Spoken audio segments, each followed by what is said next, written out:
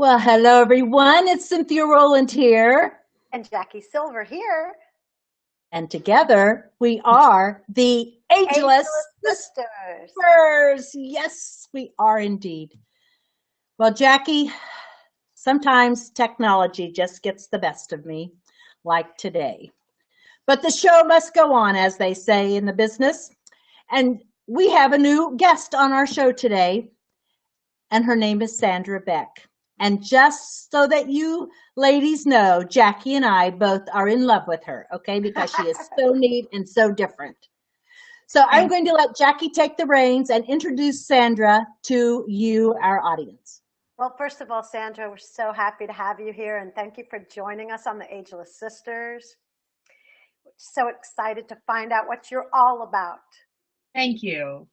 And we know a little bit about what she's all about. Sandra Beck is the president of Beck Multimedia. She's an author, a coach, a speaker, a radio host. She hosts 5 radio shows, including Military Mom Talk Radio and Powered Up Talk Radio.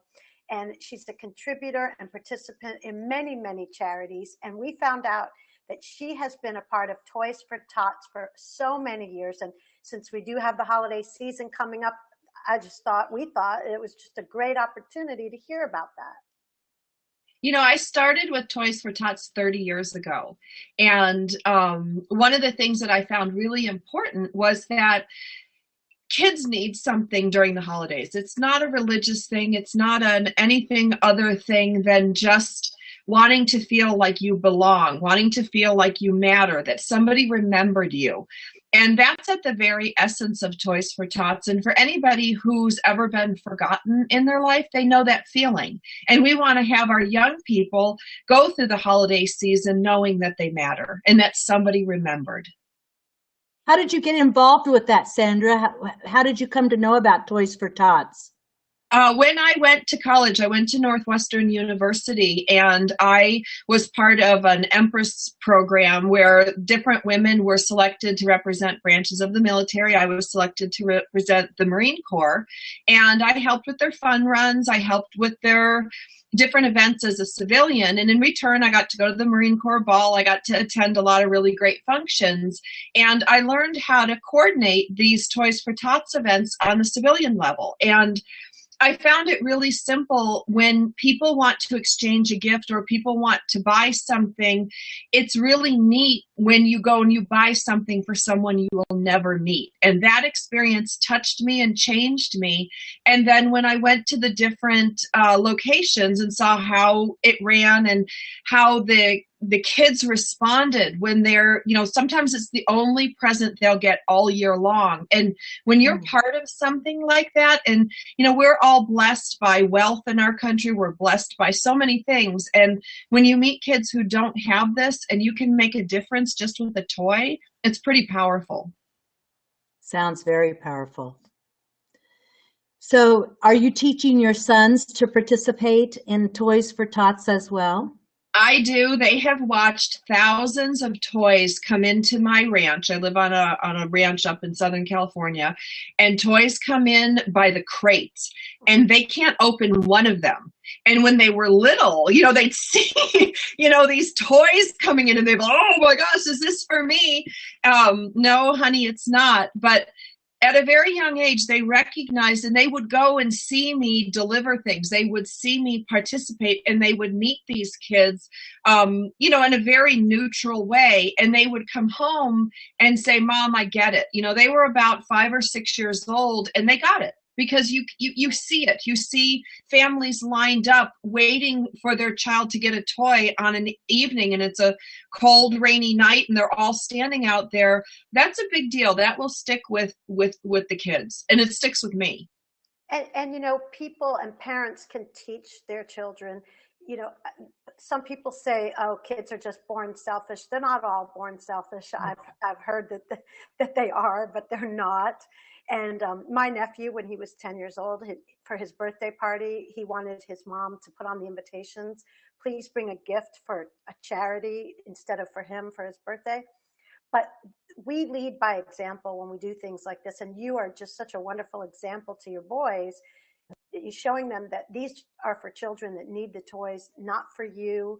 And what a great feeling and a warm, fuzzy feeling they got when they saw these children getting these toys.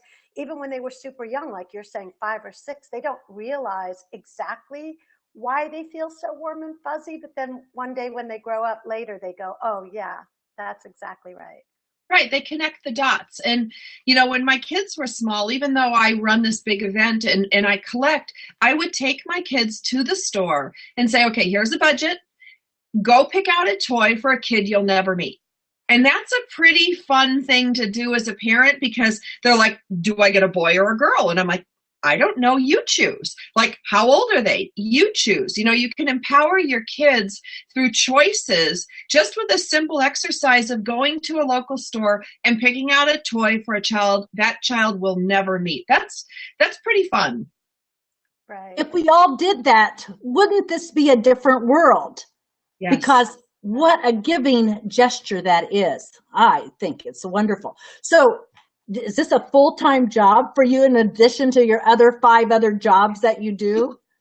No, it kind of rolls in all in one. I do own a multimedia company. I am a public figure. I do go out and advocate for different things. And my radio career has really helped with that. So it's really just part and parcel. And I've been doing this 30 years. So it's a tradition in my house. Everybody in town knows it. If I go to somebody's birthday party, they know I'm going to say, hey, if you have some extra toys left over that your kid's not going to play with, or an aunt or uncle sent them something you can't return and you're not going to regift it, how about putting it aside for me, or give it to me now and I will hold it? Because in my garage right now, I probably have 300-400 toys waiting for my event in a couple of weeks, just from that practice. And, so many kids get so much today, they can't even enjoy it. So if as a parent you siphon off a few, or you take some of them that they're not going to play with, or your kids, they might open it up, play with it once, and then Well, those toys can make a huge, huge difference in many kids' lives. There's many families that I have had come give me 10 or 15 gifts that were Christmas and birthday presents that weren't opened, weren't used, and now we've turned that over to 10 or 15 kids to make a difference. And, I want to mention for people that are watching and listening, because we have people all over the country and all over the world that watch and listen to our show, that Toys for Tots is a national organization. So you can go to your local grocery store or sometimes the fire department, and you can find Toys for Tots donation boxes and participate in your city. That's a great idea. I've never seen it in my city. I lived in Los Angeles years and years, never saw one, but I suppose they were out there. Yeah, they're definitely, they're all over. I was probably too busy shopping for my own grandchildren. So Sandra, these radio shows that you have, I've been on a couple of them. I've enjoyed them immensely. How did you start this? Well, it's a really funny story. I was getting divorced, and it sounds terrible, but I was getting divorced. My mom was dying. It was the absolute lowest point of my life. And I had a 3-month-old and a 3-year-old, and I was single and soul supporting. And I wrote a blog, you guys. I got my Shape magazine in the mail, and I'm like, I'm going to do this 30-day challenge. And it said, if you write what you eat and you write in a journal, you get fit better, you lose weight faster. So I'm like, well, I'm not going to carry a diaper bag, a journal, a computer, all this stuff. So I put up a blog, and the radio station in Texas, they were reading my blog, the girls, and the owner called me and said, hey, we love what you do. We love what you have to say. And I was gaining weight. I wasn't losing weight. It was going the opposite direction, but I had fun with it. And they said, we'd like you to do a show. And now 8-9 years later, one show has turned into producing 20 shows and participating actively in 5 of my own. Wow. What a great success story. Well, when do you sleep? On commercial breaks. Wait, I have a question. My question is, why were you gaining weight instead of losing weight? Because you have to imagine, girls, and it was in this office that you see, I jammed a playpen in the corner. So I had my toddler in there while I'm trying to work, and I'm throwing toys, putting toys. And my other guy, I sat in a car seat literally under my desk here, and I would stick my foot in there and wiggle it and move him around and feed him a bottle, and I'm trying to work. Because they say, oh, sleep when your baby sleeps. Yeah, right. And then when are you supposed to work? And when are you supposed to get all this stuff done? So I kind of retrofitted my office into a nursery, and I just jammed it all together. And I would pack this lunch, and whatever my toddler didn't eat, I ate. That explains it, because I actually know that whole story personally, because when my son was little and he wanted chicken nuggets, I never ate fried food. Now I eat whatever I want. But every time he didn't finish his chicken nuggets, I was finishing the chicken nuggets, the crackers, the milkshake, whatever he wasn't Goldfish finishing. crackers, the Cheez-Its, anything. And you eat it and you don't even know you eat it. And it sounds like I fed my son bad food, but I didn't. But, kids can be picky eaters. So sometimes you just feed them what they'll eat. Yeah. And sometimes they don't eat anything, and that makes you worried. Yes. I have a grandson I think he lives on air. Okay. We never see him eat. He is so unpredictable with food, and nobody knows how to stop it. Having invented childhood obesity, I was very rotund as a child. I was really scared that my son would have that gene. So there were times where I'd forget to feed him. He was 3 years old. He'd go, "Mommy, I'm hungry." And I realized, oh, wow, neither of us has eaten for the past 6 hours. Let's get you something to eat. Yeah. Well, food is important. And so is sleep, which I don't think I ever get enough of. How about you? No, I don't. How about you, Sandra? Do you sleep? I do. I will tell you, one of the things that I do for myself is I make a concerted effort to go to sleep. And I have an alarm on my phone. So if I'm busy doing stuff, and I will stop, drop, and roll right into bed. Because if I'm not awake, girls, I can't function. I can't think. I get a headache. I tend to eat junk. Like my cycle is really simple. I work too much. I stay up too late. Then I feel, deprived or angry or frustrated. And what do? I head to the kitchen. I eat something at night, and I get up in the morning and I'm bloated and crabby. And, it's just, that's what starts my downward spiral. So if I can keep myself rested, and sometimes that means if I don't have work to do, I know this sounds silly, but I will go into my other room and I'll take a nap. Because when I'm tired, I'm not good for anybody. There are people on this planet that can get 5 hours of sleep, look great, and do whatever they need to do. I am not one of them, not even close. Yeah. I know Jackie likes to sleep. I love to sleep. I'm a power sleeper. Yeah. It's so regenerating to be able to just lay in your bed and fall right to sleep. I still take melatonin, just a little bitty bite at night. Jackie taught me that years ago. She said more is not better with melatonin, less is better. And so that just puts me right down. Within 10 minutes, I'm usually asleep, and stay that way until my dog wakes me. Well, I haven't taken melatonin in a long time, but I just love sleep, and I might lay there for a while. And I actually recently read an article that everybody might want to hear. Your head you don't have to fall asleep the second your head hits the pillow. It actually should take 18 to 20 minutes to fall asleep, is what I recently read. And I'm like, wow, all my life I've taken 18 to 20 minutes, and I thought that was a problem. Now we're finding out it's actually normal. Well, don't you by the time you say your prayers and all of that. But when you're exhausted, in the times in my life when I've laid down and my head hits the pillow and I'm out, that's because I'm exhausted. That's not a really good place to be in. So I think your 18 to 20, Jackie, sounds spot on if you're rested and if your body goes through like a computer, like a natural shutdown process. Yeah. Right. Well, can I switch gears altogether? Because I have a surprise. I have a surprise that I want to talk about. And I just, before you say that, I just have to tell you, Sandra had a show called Surprises, and I was on that show going, That's right. That's right.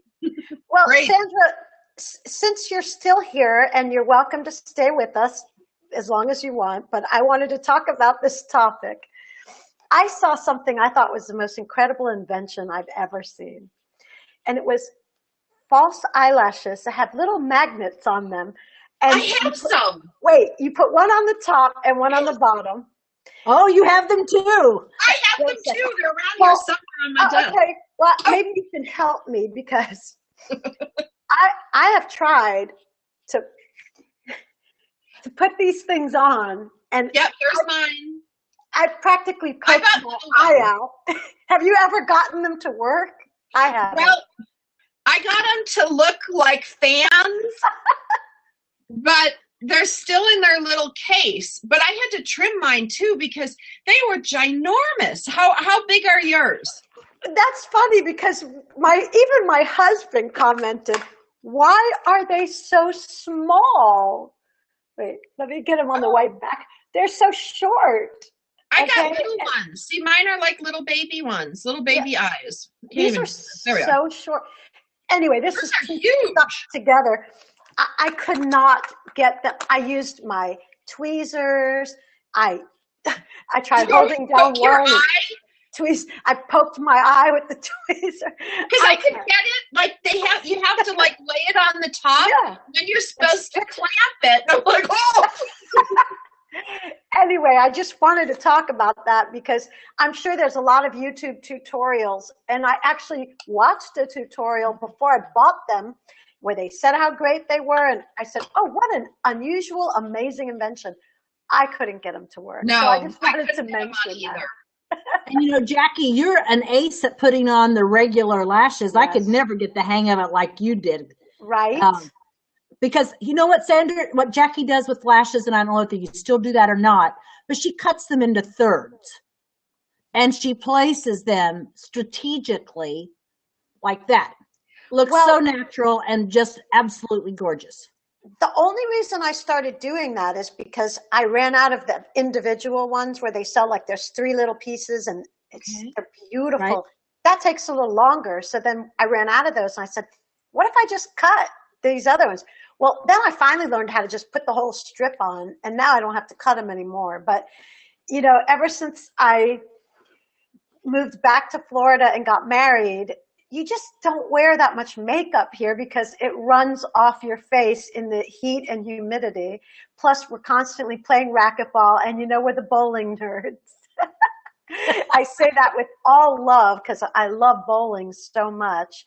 And actually, all the people we bowl with are such amazing and hip people. They're not nerds at all. We're the nerds. Yeah, I love nerds. But we have girls. I have lash extensions. I got the lash extensions that they glue on to your face using surgical glue. Because they don't run. They last about a month. I have them on right now. They don't look weird or unnatural. And I got light brown. So when I wake up in the morning, because my eyelashes are unfortunately the same color as my hair, so they're blonde. But I can wake up and have, like, you can tell if I'm awake or not awake because I have eyelashes. Well, okay, I have to talk about my experience with those eyelash extensions because I had them when I was doing my beauty business full force a number of years ago. And I never went back and had them redone. You know, that's kind of a thing that there's an upkeep to them. They do fall out, blah, blah, blah. But my eyelashes have never grown in the same. They're crinkled, some of them. There's gaps. I kind of regret. And of course, it's probably the technician that did it. Who knows? I don't know. But maybe it's just me having a reaction. But my eyelashes have never been the same since I had that done. Wow. I don't have a lot put on. I probably have 20 at any given time on each eye, and they're feathery and light. But they're just beautiful. Thank you. But they're just enough. But I do know women who have those full crazy sets, you know, like, and they do tell me their eyelashes fall out, and it is maintenance. There is maintenance. Speaking of the full fluffy sets, we like to watch the show Naked and Afraid. It's so crazy how these people go out to these remote places and they get naked with a partner, one male, one female. And sometimes you'll see these women with the really big injected lips and the really big eyelash extensions, but yet they're filthy and they have bugs all over them. And, that brings us to your topic, Cynthia Rowland. You had wanted to talk about if smiling causes wrinkles. We were talking about that. Yes. Well, I know that you wrote an article about that. And it's so funny is that I see that question appear in different feeds and news articles. Does smiling cause wrinkles? What is your philosophy on that? Well, absolutely it causes wrinkles. We want those smile wrinkles. It causes crow's feet. But if we do facial exercises, which we all do, then we don't have to have those smiling wrinkles. So yes, it's still good to smile, but you have to counterbalance it with your exercises. Just like you exercise your body at the gym, you have to exercise the muscles in your face and neck. How do you think they're going to get exercised otherwise?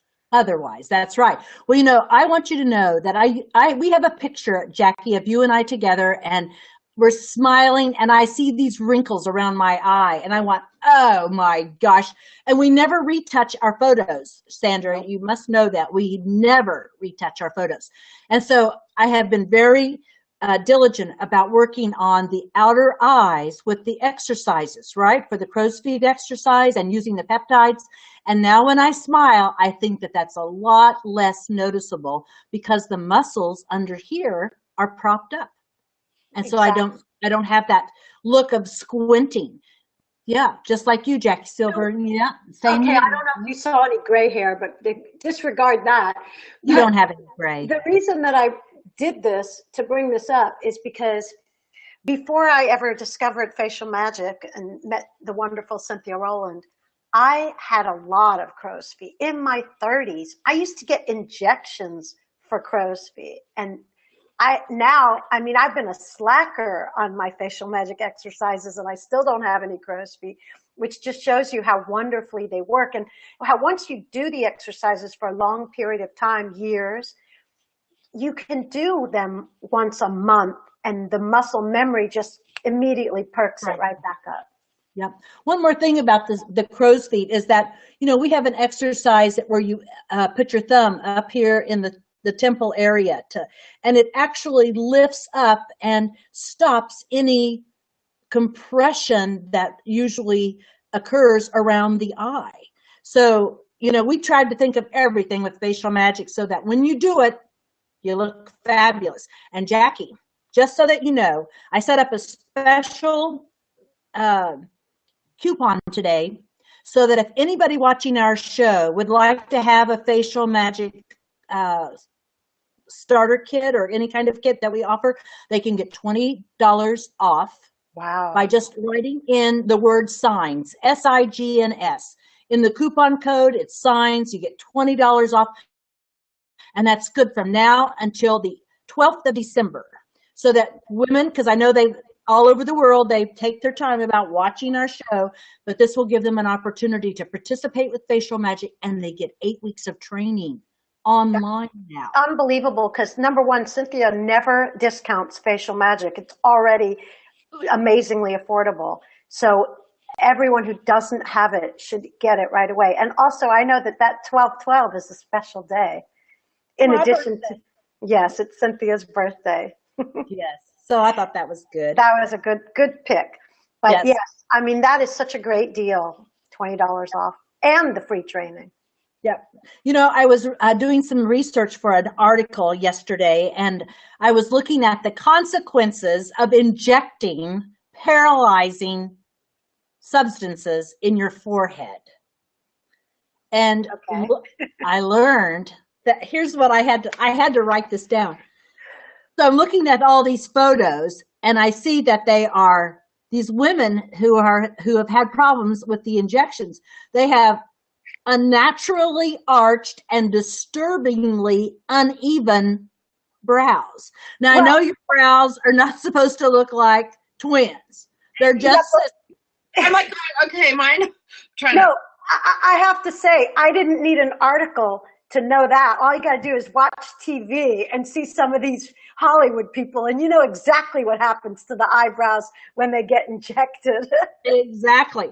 And here's the funny thing about that as well, is that as women get these injections in their forehead, bunny lines begin to show up on their nose. So when they smile and you see these bunny lines, no matter how well they were injected, you know that you're seeing a paralyzing injection there, which I think looks unnatural. What's a bunny line? Oh, you know, little bunny lines over here on the sides of their nose. They wrinkle up their nose when they smile because this is blocked here. And if you look closely, you can also see needle marks. Well, the needle's pretty small, so I don't know if you could really actually see the needle marks. But I will tell you a funny story about before I knew you, when I used to get those injections. Yeah. I told this doctor, do not inject anywhere near my eyes. And he said, I know what to do. Don't tell me how to do my job. And instead of just doing the injections over here where the crow's feet were, he came down here, and I'm going to demo this. As hideous as I'm about to look, I looked like this. Oh, no. It went wrong, horribly wrong. And I looked like that for a while. It was pretty hideous. Wow. Well, I wrote an article once about Botox injections. 15 seconds within the injection being put here in the forehead, it's already in your brain. And so I wrote this article, Will We Become a Nation of Zombies? Because these paralyzing injections have a definite effect on your brain. And scientists are now saying this may change the brain forever. Well, I don't know any of that stuff, but I do know that I love to do things that are more natural. And now, after I did do a lot of different kinds of chasing the beauty treatments, and facial magic is wonderful and it works for me. And I'm sure, Sandra, you've been doing it now, so you could see the effects of it, right? Oh yeah, I do. I look smoother up here, and yeah. You know, I'm really fair. You know, I'm probably as fair as anybody can get without like being an albino. And one of the things that I like about this is, you know, anytime I've ever had anything done, I have a reaction. You know, I pop up like a balloon, I turn bright red. So to have an alternative for me that's natural, that I can do, that I can feel in control and empowered. You know, I go to work out my body, not because I hate it, but because I love it. And I want to be able to work out my face, not because I hate it, but because I love it, because I want it to stay firm and radiant. And can I just do a quick plug, Cynthia, for your vitamin C? Oh, please. Vitamin C. I live by this. And if you're like me, you're like a ruddy blonde, you know, and I have eye makeup and lip makeup on, but I don't really wear any skin makeup. I don't wear any base. And so what I've noticed after using the vitamin C serum, and I put it on every night, I'm brighter, I'm more even. I used to get these little, like I used to call them my Bozo the Clown circles, you know, and sometimes I'd get red here. All of that has died down. It's all relaxed. I don't know what the chemical physiology with vitamin C or anything. I can just tell you I went from ruddy and rosy to more even and milkier rather than ruddy. Well, you look like you have a peaches and cream complexion to me. And vitamin C rejuvenates the skin. That's just the bottom line. And we use in our formula the most potent form of ascorbic acid. And that is why you see dark circles or dark places on your skin, hydration increase, fine lines and wrinkles go away. It's made a big difference. And it's part of my go-to beauty regime in the morning. And I'm not a beauty girl, but when I saw the results, especially, and it didn't take very long. It's not like you have to use it for months. You started seeing the effects very, very quickly. Good. I like to hear stories like that. Well, I know Jackie Silver likes the carrot oil, so that's good to know as well. I love all the products. Okay, Basically. so I never even looked at the time that we started today. How are we doing on time? I don't know. Well, Ready? okay. Well, you know what? No time like the present to say, Sandra, thank you so much for joining us, and another wonderful show. And everybody, not only to get your $20 off Facial Magic, but also look into Toys for Tots and get a nice gift for a child in need this holiday season. Yes, I want to take my granddaughter shopping for Toys for Tots. I think she would enjoy that. She has sort of a sweetheart. Anyway, so all of you, thank you so much. And happy Thanksgiving to everyone. Don't forget the coupon code is SIGNS, SIGNS.